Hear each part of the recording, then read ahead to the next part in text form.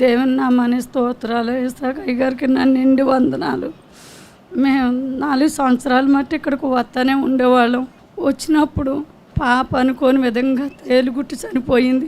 నాకు blood sugar ఉంది. ఆ పాప చనిపోయాక బాగా టెన్షన్ పెట్టేసుకుని పెద్ద నిమ్మకాయ సైజులో గడ్డలు వచ్చేసినాయి.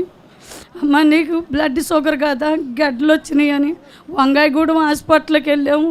ఎన్ని హాస్పిటల్కి వెళ్ళినా కానీ నీకు అమ్మ బ్లడ్ షుగర్ కదా, ఇవి బాగా ఇన్ఫెక్షన్ షుగర్ ఉండటంలో వీళ్ళకి గడ్డలు వచ్చేసినాయి, ఆపరేషన్ చేసి తీయాలన్నారు.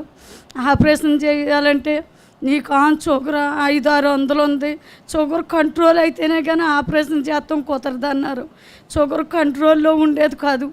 ఇక్కడికి వచ్చాను నేను.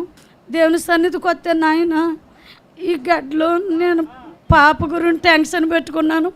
ఈ గడ్డలకి వచ్చేసి నాయన నీ సాక్షి బిడ్డగా ఉంటాను నాయన. నేను నాకు ఈ గడ్డలు స్వస్థపరిచిన ఆయన షుగర్ కంట్రోల్లో ఉండలేదు అన్నారు. ఈ గడ్డలు చూస్తే తగ్గుతిలేదు నాయన. ఆపరేషన్ చేసిన గడ్డలు తగ్గవమ్మా, షుగర్ బాగా ఎక్కువగా ఉందన్నారు. కానీ దేవుడు ఇక్కడికి వచ్చి తైలం పట్టుకెళ్ళి ఆ తైలం రాసుకుని తీయాలన్న గడ్డలు ఆ తైలం తాగ్గా తైలం రాసుకోగా పెద్ద నిమ్మకాయ సైజులో ఉన్న గడ్డలు మటు మాయమైపోయినాయి. అసలు ఒక్క గడ్డ కూడా లేదు. ఆ గడ్డలన్నీ మటు మాయమైపోయినాయి. ఇప్పుడు నాయన నాకు ఇల్లు లేదు నాయన, నాకు ఇల్లు కావాలి నాయన అన్నాను. అమ్మ కడతావురా తల్లి అని జూలై నెల 8వ తారీఖున మాట ఇచ్చారు ఇసాకయ్య గారు. 28ని అదే నెలలో 28వ తారీఖున ముగ్గేసుకున్నాము. మొన్నే గృహప్రవేశం చేసుకున్నాం. మొన్న మే నెల 3వ తారీఖుని దేవుడు ఇల్లు లేని నాకు ఇల్లు ఇచ్చాడండి.